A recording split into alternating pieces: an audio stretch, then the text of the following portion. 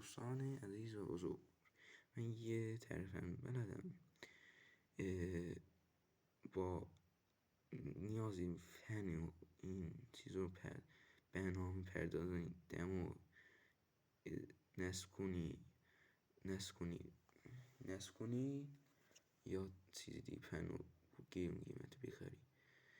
یه ترفندی هست خیلی عالیه، با آیفون هم جواب میده، دما رو خیلی بار میاره. یه لایلون فیزی رو برمیدارید، پر آبش میکنید مثل این، خب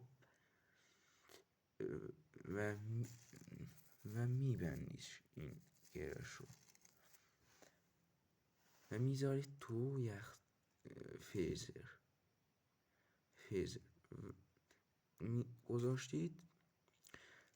اگه دما داغ شد یه بار بذاری کامل سردش میکنه، خیلی خوب. در حال شارژم دما رو خیلی پایین میاره.